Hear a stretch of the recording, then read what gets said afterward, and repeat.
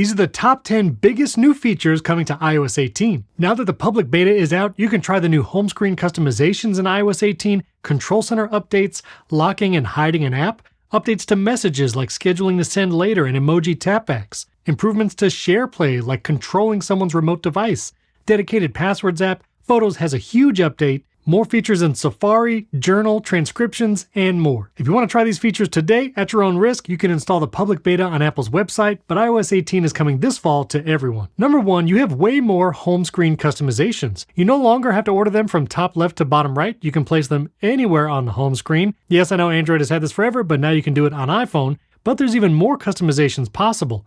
Now when you tap the edit up here, you can choose Customize, and you can now go into dark mode for your icons, which is pretty cool. Choose automatic, and that will change the appearance between dark mode and light mode, depending on your device's settings. And you can also tint applications to a custom color. You can choose how saturated that color is down here. This will tint not only first-party apps, but most third-party apps as well. And in addition to tinting, reordering, you can also make it large size icons, which will remove the app title text underneath each icon. Has a nice clean look when you remove all that text, although there is some extra space here at the bottom. That might get updated in future betas over the summer before the public release. But now you don't have to create custom shortcuts and app icons just to tint. You can do that built into iOS 18. Number 2, there's been huge updates to Control Center. Not only can you add more controls into Control Center, you can also resize many of the controls like so. And there's a new Add a Control option here, which opens up a bunch more possibilities, including third-party app controls. You have all these different options, and if you're into shortcuts, you can also run shortcuts right here from Control Center. Just add a shortcut there, and then you can choose one of the shortcuts in your library. Plus, you now have multiple pages here in the Control Center. You can swipe down. This will show your media now playing, whether it's podcasts or music. Swipe down again, and you get smart home controls. You can also resize that here. Swipe again. Then you have your normal Wi-Fi and Bluetooth kind of dedicated on its own page. If you want to jump to a page in the Control Center, you can just tap and swipe it down. And here at the bottom, there's even more room for more controls. And not only does Control Center get an update, but now on your lock screen, where you were typically forced to have the camera and flashlight icons here in the bottom left and right corner, now you can actually remove those and choose what controls you'd like there.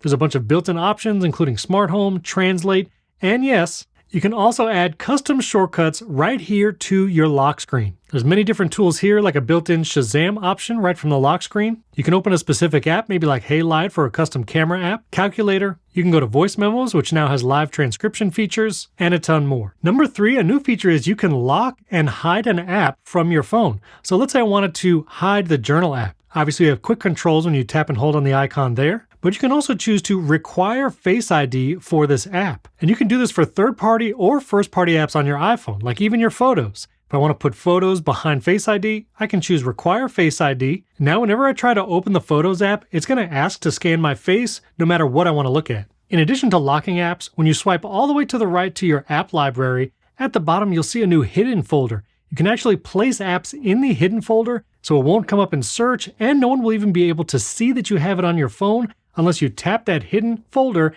and then scan your Face ID. Number 4, Messages gets a bunch of new updates. One of the coolest new features is the ability to send later. Now you can type a message and actually choose to send it at a later date and time. Once you've typed your message, tap the plus button here, go down to More, and there you'll see Send Later as an option. You can also tap and hold this and drag it farther up. This way it's visible every time you tap the plus button. Now when I tap it, I can go to Send Later and choose a date and time that I want to send this. I can tap send, but you'll see it shows up differently, kind of grayed out with a dotted line around it, and it tells me it's going to send it tomorrow at 7 p.m. Even if your phone is off and you lose Wi-Fi and cellular connectivity, this message is still going to send because it's in iCloud. Then if you want to cancel or change the schedule, you see there's a little edit button here. You can tap that and then edit the time, send the message immediately, or delete the message entirely. In addition to send later, you can now use emojis as a tapback. Tap and hold on a message and you get the normal reactions, although they're more colorful, and you'll see a new emoji option here. Tap that, and now you can choose any emoji you would like, and that will become the tapback for a message. Another new feature of Messages, you can now highlight words, and there's a little formatting tool right here where you can actually bold, italicize, underline, and strike through your messages. Plus, you can send it with different message effects. Tap one of these effects, and you can apply it to an entire message, or you can apply an effect just to a single word. I'll tap the formatting tool again, choose a different effect, and now you'll see two different effects here in the same message. You'll also notice when you go to the emoji picture, they appear a little larger here, easier to see. Another great feature of iOS 18 is improvements to SharePlay. Now when you start a FaceTime call with someone else running iOS 18, you'll see now that I started a FaceTime call, I can go up to the Share tool here, and there's a Share My Screen or Ask to Share Someone Else's Screen. I'll choose Share My Screen, and if I swipe to go home, you'll now see I'm seeing the other person's iOS screen right here on my device. Now I can tap that device and not only just see it, but I can also circle things right here on my device in the FaceTime call, and it's going to circle it over here on the other person's device, completely over FaceTime.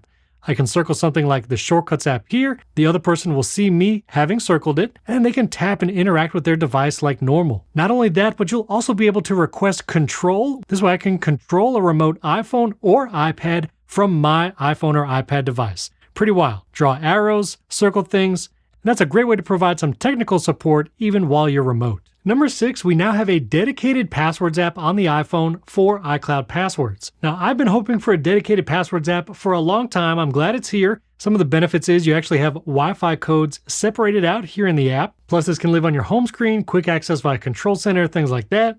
And I like that they have some breakouts like passkeys here, but unfortunately, there's not really a lot of improvements to creating logins here in the Passwords app. You can title a new login, but there's only one field still for username and or email. There's a lot of websites like Twitch that require both a different username and email address, and I would love to be able to add fields here.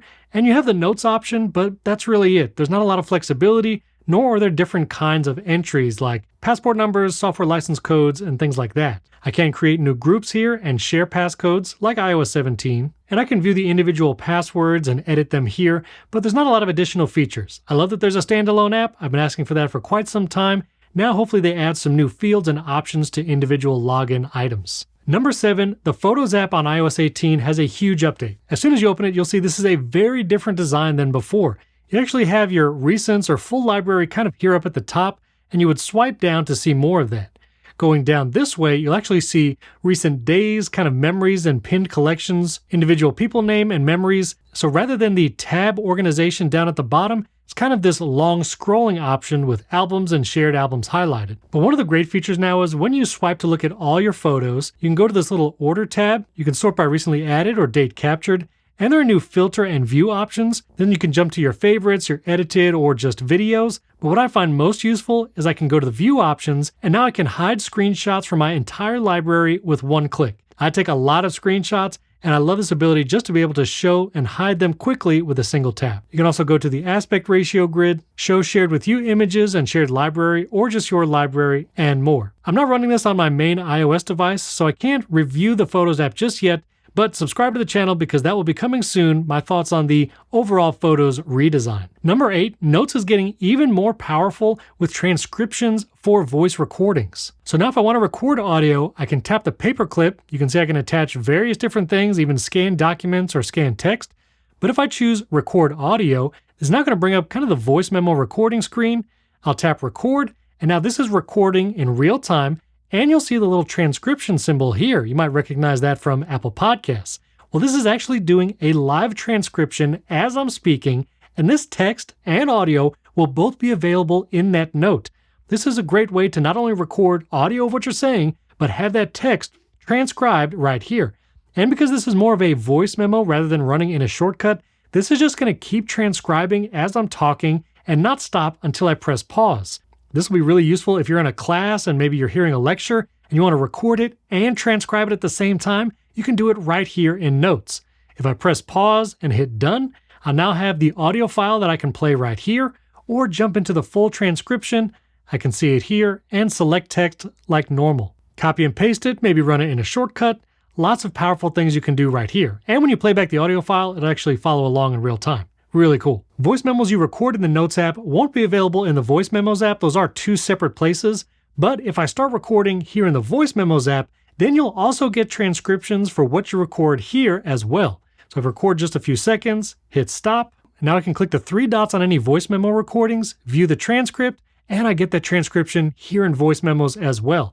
And you'll see even for older recordings, you get that transcription. You can see the little symbol there, and you can click the 3 dots to view those as well. Number 9, Safari has some big updates, including AI summaries and what's called highlights. Now, if you're looking at something like a recipe, which we all know there can be lots of superfluous text on a website like this, now I can tap this symbol in the top right, and when I show Reader, it's just going to give me the recipe in step-by-step format and images, but no fluff and no ads. Or if I'm looking at a business, maybe it's a restaurant, and I can't find the phone number or address, I can tap the same highlight symbol here, and it will actually surface location info, phone numbers, addresses, and more. Then I can just tap it and get directions and maps. And once iOS 18 is out for everyone, you'll actually get summaries of long articles, including with table of contents right here. And number 10, if you're into the Apple Journal app, which I still enjoy, we have some improvements here, like the ability to search past entries using the magnifying glass. You can see categories here. And if you tap the 3 dots, you can get different sort by dates, insights, and you have some more options there. Plus, you get more highlights right here at the top, like how many journal entries this year, words written, and more.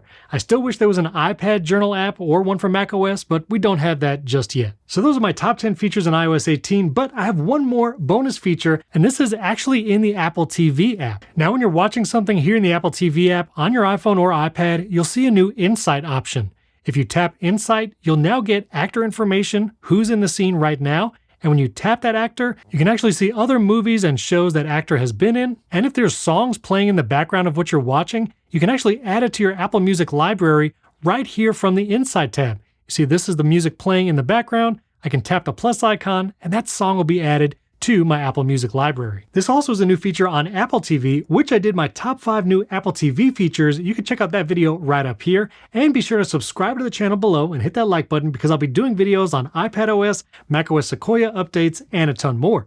Plus, I talked about shortcuts a couple times, like on the lock screen or on your home screen. If you want to learn more, I have a bunch of videos on shortcuts. I'll put a playlist right here that starts with Shortcuts 101, kind of shows you the basics. 201 gets a little more advanced, and then I have a ton of videos with requests from you, powerful and advanced shortcuts to really automate your workflows and help your productivity be even faster. Remember, stay tuned for more updates on macOS Sequoia and iOS 18 updates later this summer and into the fall. And thanks for watching. I'll catch you next time.